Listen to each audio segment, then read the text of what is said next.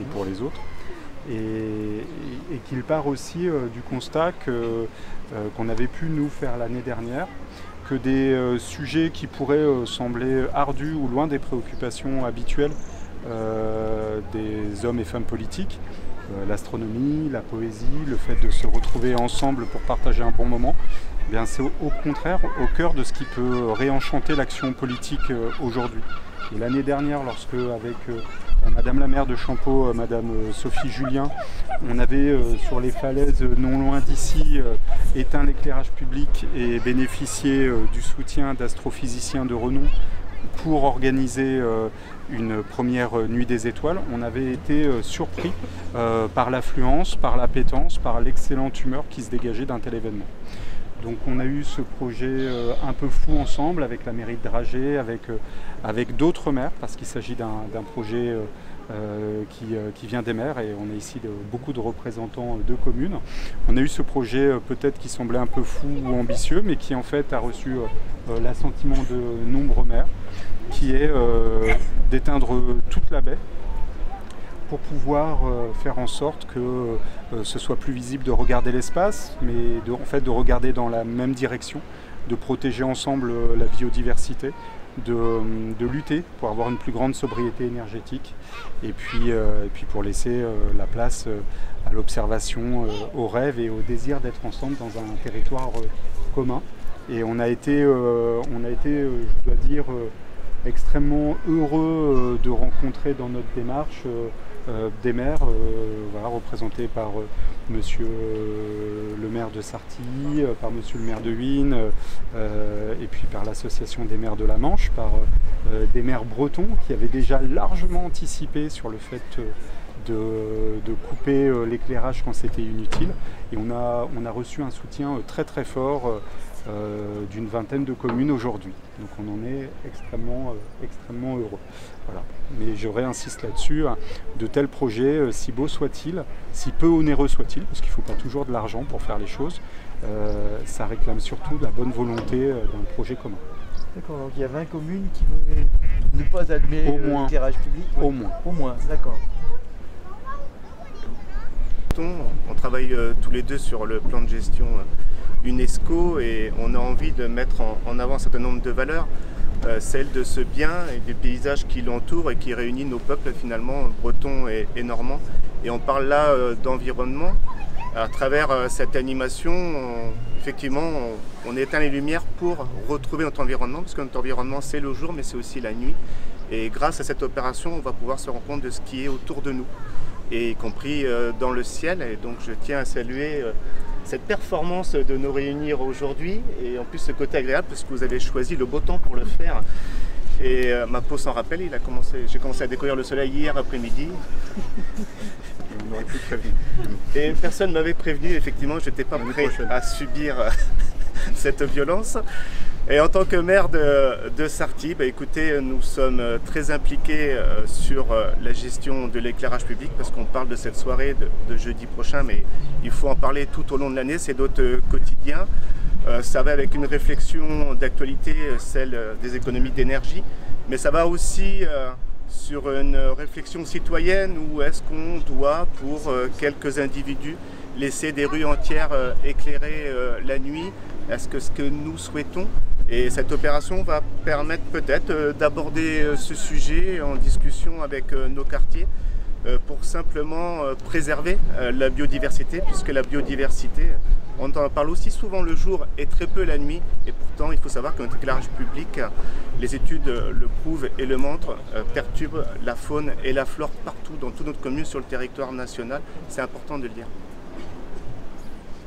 Moi je trouve que c'est un bel engagement, une belle initiative, et puis nous, petite commune, à part voilà, notre seul moyen, alors commune culminante de la baie, puisqu'on est quand même sur Huines et c'est quand même un promontoire de la baie, un beau belvédère pour observer la baie, mais voilà, nous sans moyens particuliers, sauf voilà, notre bonne volonté de pouvoir couper, d'avoir cette gestion de l'éclairage.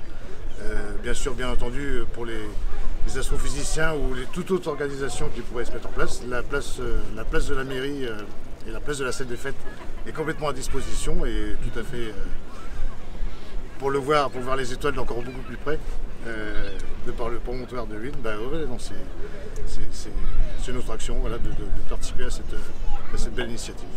Très bien, merci. Je voulais juste rajouter un élément où on s'est aussi posé toutes les questions liées à la mise en valeur de nos patrimoines et notamment architecturaux, naturels. Et on a aussi toute une réflexion à engager sur l'utilisation de l'éclairage artificiel et comment on vit aussi nos bâtiments patrimoniaux et on accueille dans nos bâtiments patrimoniaux les soirs, etc. On a toute une réflexion à engager sur ces sujets-là. Après, sur le programme, la volonté était de laisser chacun avancer à sa vitesse en fonction de ses capacités humaines et techniques. Et on sait que gérer techniquement un éclairage public pour les maires des petites communes, c'est tout un protocole.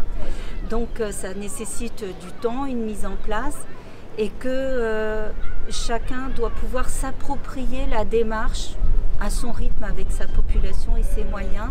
Donc il n'y a pas eu de mot d'ordre par rapport à une exigence d'animation, mais uniquement entrer dans la démarche en commençant par l'éclairage public.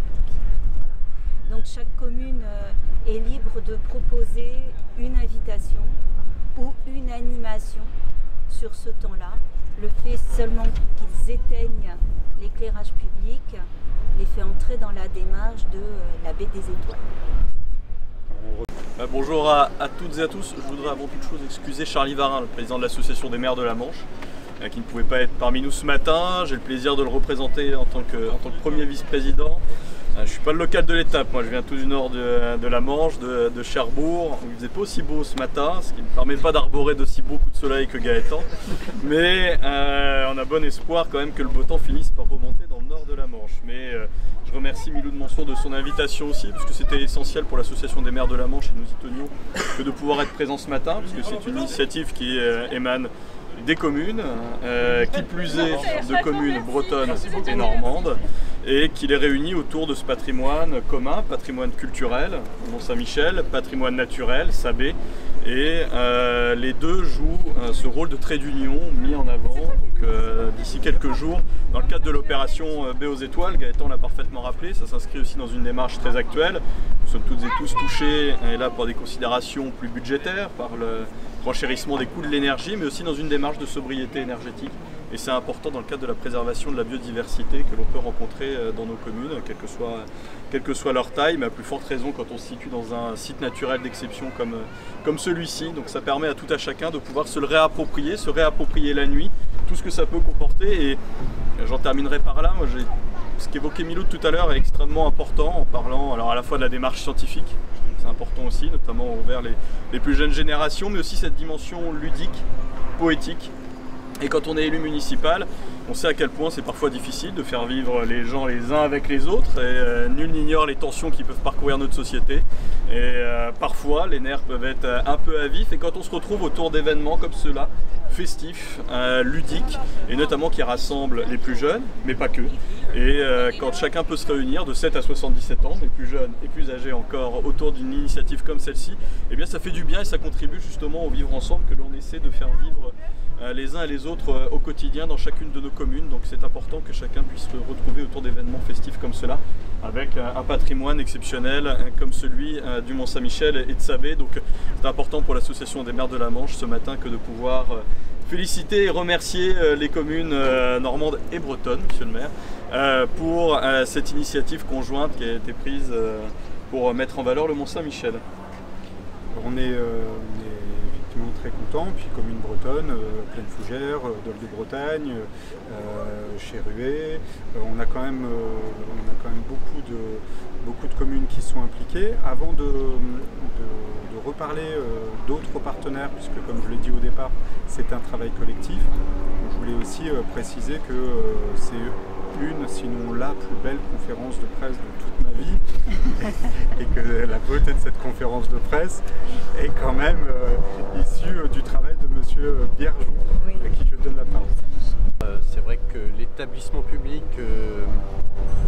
dès les premiers échanges en fait avec les maires de Carol, Champeaux, Dragé, qu'on va dire mis ce projet un peu sur la table, on a répondu immédiatement positivement pour une raison simple, c'est que l'ADN finalement de l'établissement public, dès les travaux du rétablissement du caractère maritime, intègre une dimension environnementale, écologique dès l'origine.